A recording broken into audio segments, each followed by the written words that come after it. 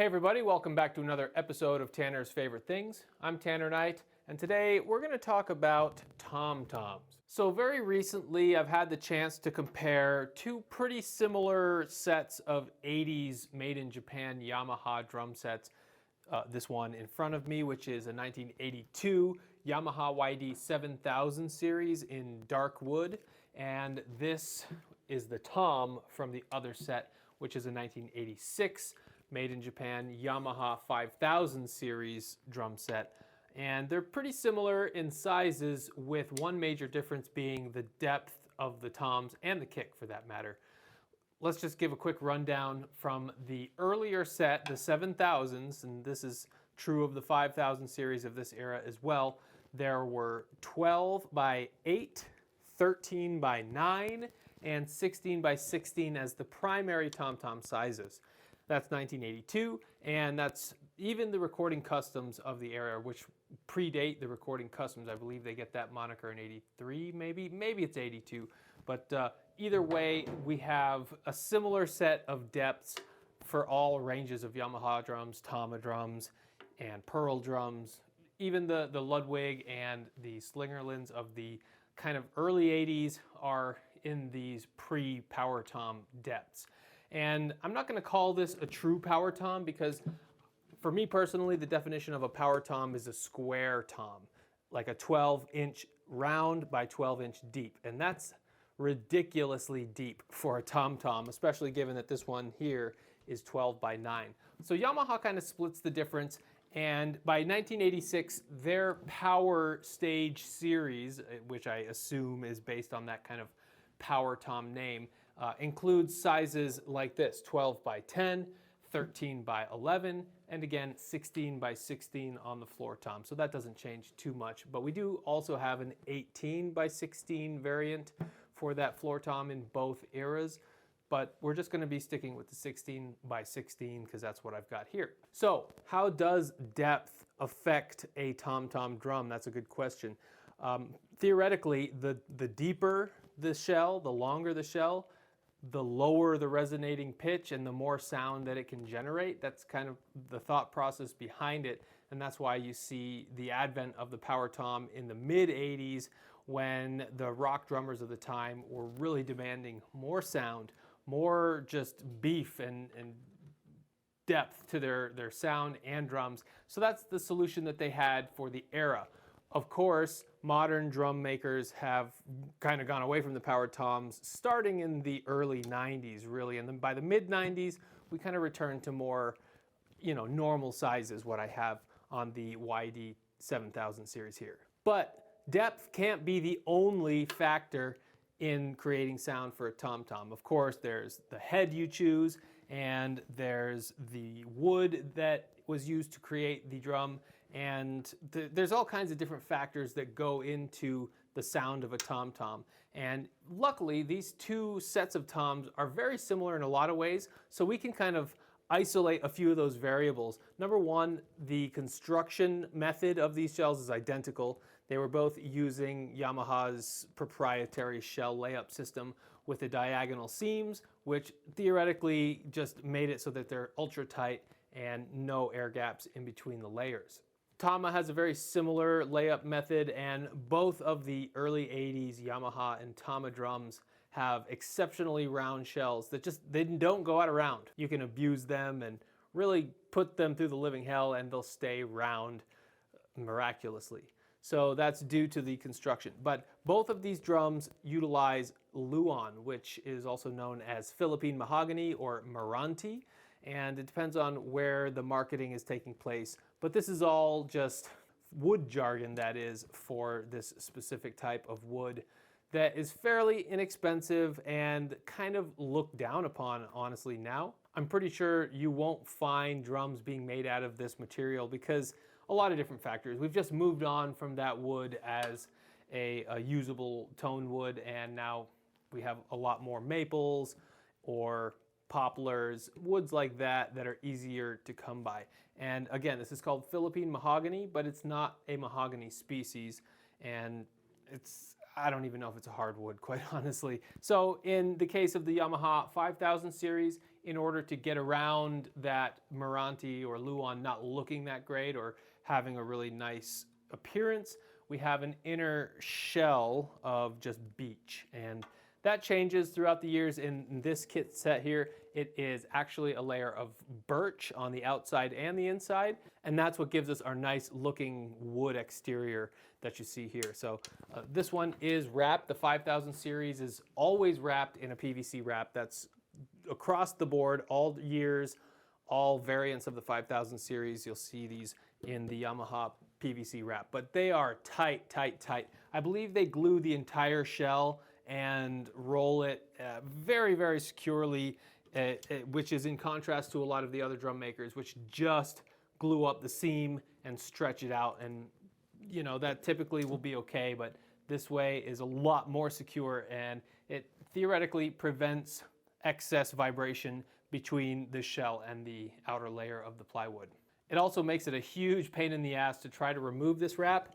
If you want to rewrap a set of Yamaha drums from the 80s, it's almost not even worth it because of that adhesive.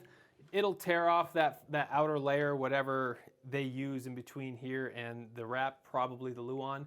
So it's almost not worth it. Just a little tidbit for you there. So let's talk heads here. We don't have the exact same complement of heads, but I tried to get the closest to the Remo pinstripe, which was the existing heads on this set of drum set. And unfortunately, my local drum shop didn't have Remo pinstripes for my very common tom sizes, so they were on back order. So I said, well, what do you got that's similar? And the Evans ECS 2S is what we decided upon. And they're very similar to the Remo pinstripes in construction. A single layer, no hydraulics or anything like that, but they are clear with a ring around the outside. It's a little fancier than the Remo ring, but they're similar in construction in that regard. Otherwise, we have just kind of generic Reso heads on the bottom of the 5000 series, a Pulse branding Reso head, whereas we actually have some Remo ambassadors on all three of these toms here. So Evans on top, Remo on the bottom.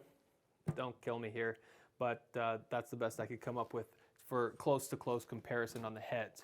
Otherwise, the tom mount on these toms doesn't change at all over the years of the 7000, 6000, 5000, or 3000 series. It's all the same tom mount, so you can pretty much swap these out very easily. So luckily, that's not going to be difficult for me today. I'll get a sound sample of what we have here, swap them out for these, and obviously adjust for the extra 2 inches of depth on the tom mount. But besides that, we should be able to swap and get some pretty good tone samples from both of these tom sets. We're going to do a separate video on the bass drum. I think that has its own unique character, and it's a little more difficult to swap it out. So we'll just go with the toms for this video, and eventually we will add a video on the kick and talk differences there. But let's go ahead and take a sound sample of these current toms. The Yamaha 7000 is YD7000 series from 1982. Again, our size is 12 by 8, 13 by 9, 16 by 16 with our Luan/Meranti wood coated in birch layers. So I'll get some sound samples of each tom individually on its own, and then we'll have something to compare against when we swap them out. Then I'll get a full kit sound and then just isolate the toms in the full kit, and then we'll do the full swap. So here we go.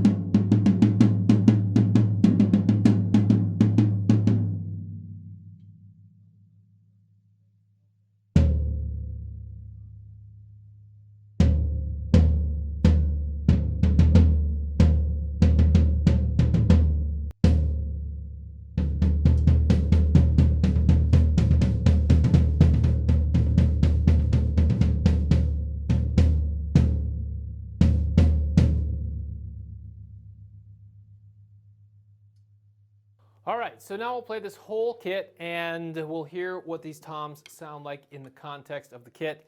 So capturing the sound today, I do have a small array of mics, not a full-on set with overheads unfortunately, but I do have all the close mics. So starting over here on the left, we have an SM58 on the snare and hi-hat. And next we have this SM57 on tom number 1, SM57 on tom number 2, and then I have a PVM328 dynamic microphone on tom number 3, and then I also have the PVM321 kick mic in the kick. So that's the array of microphones. We're going to be working with the whole set first, then I'll drop out the kick and snare and we'll just hear the 3 tom mics. And that will give us an idea of what these toms sound like in kind of a full kit and isolated unto themselves. Then we can swap out and see a full comparison between the 2 sets in the same configuration.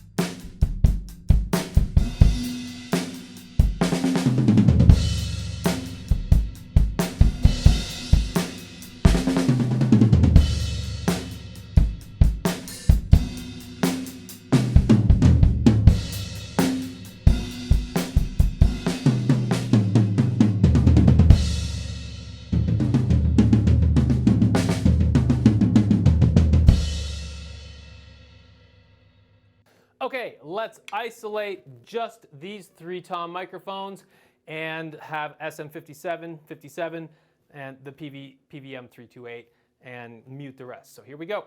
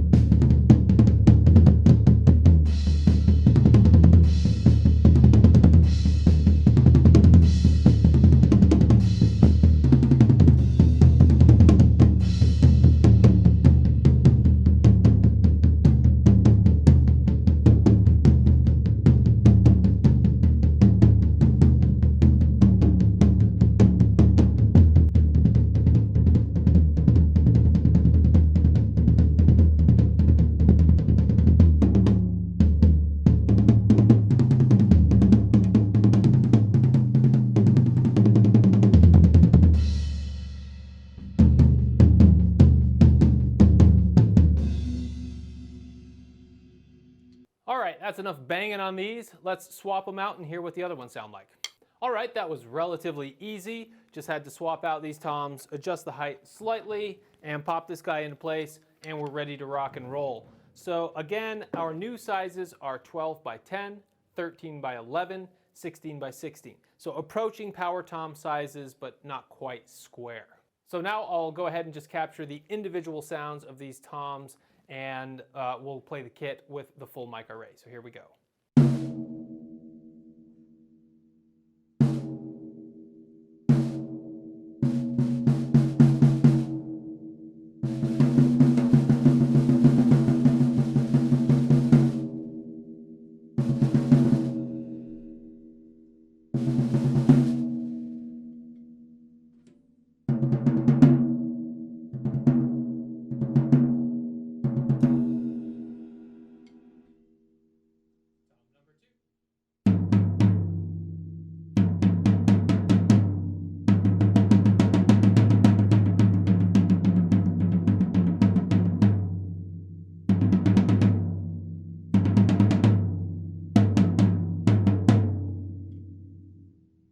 That's the sweet spot. Let me hit it once and let it ring. It's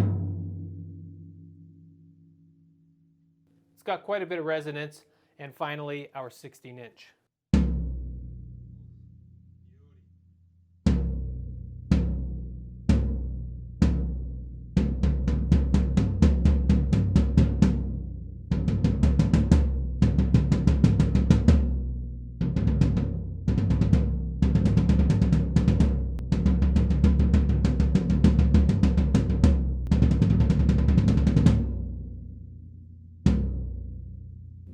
That sounds good. All right, here's the whole kit, all mics live. And I forgot to mention, I actually have a room microphone that is capturing the front of this kit. It's this AT4033, an Audio-Technica condenser mic. And it's just a really great all-around microphone for drum kit. It captures a lot of those nuances and a bit of the room when it's at this distance. So that's also worked in the mix. But when I do mute the kick and the snare mic, I also am going to mute that room mic. I just want to hear what the close-up 3-tom microphones sound like outside of the context of the other drum set. So here we go, full mics, full everything. Let's get this going.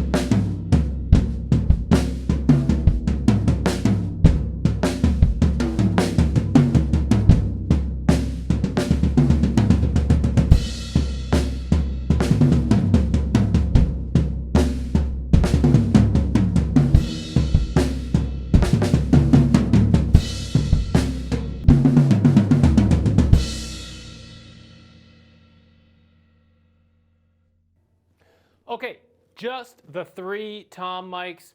Here we go.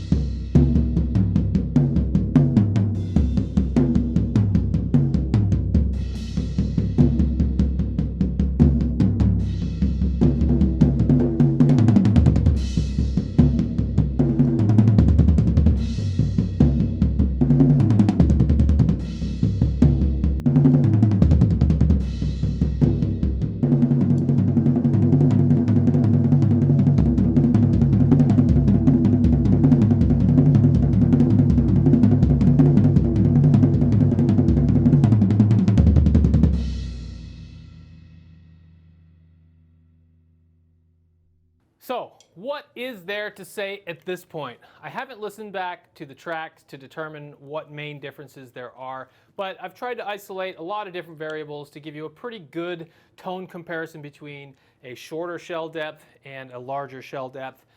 Pretty much the same construction and materials, slight variations thereof. However, I'd love to know what you think.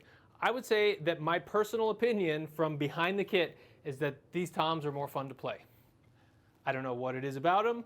I don't know if it's the heads alone, just the Remo heads, but I do think that these toms are more fun to play.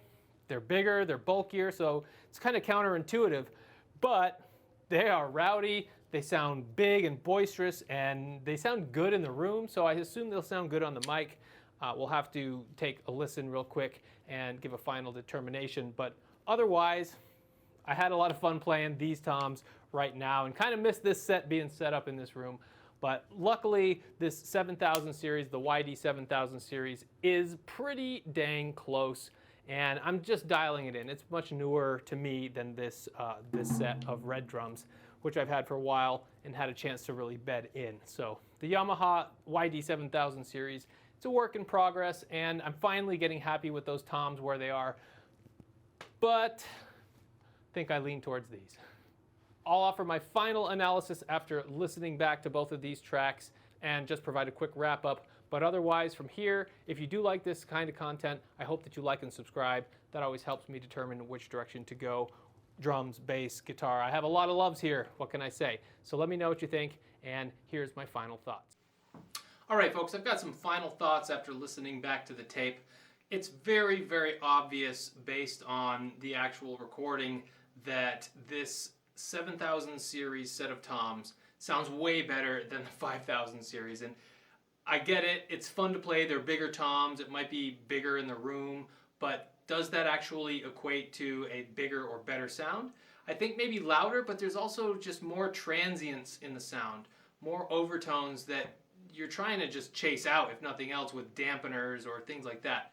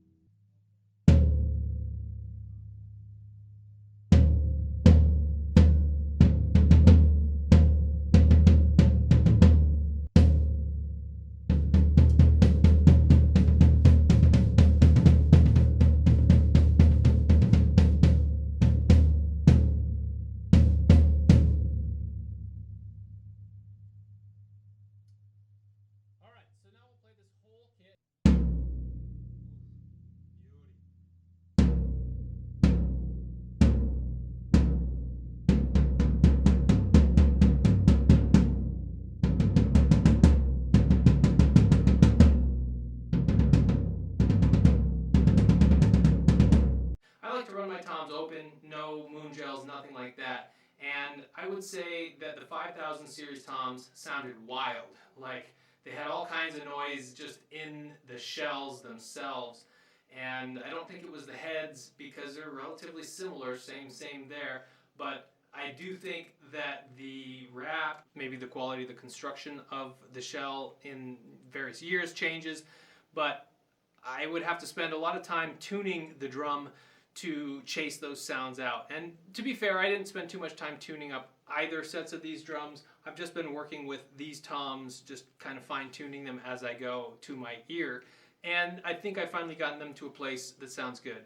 I feel like I had the 5000 series toms at that place, but they've been stored for a good month and a half now, so it's possible that the heads could have loosened up a little bit and just need a little attention. But overall, you shouldn't have to do that. I did get my drum key on each lug to make sure there was no loosies, nothing that felt weird, but for the most part, it should be fine and it sounds wild. So let me know what you think, if you have the same or a different opinion based on the sound that you've just heard. And I'd love to know if there's any solutions that you might have that I can try, or something else that we can try on those 5000 series heads to make them sound better. So let me know what you think, like and subscribe, and I will see you on the next one.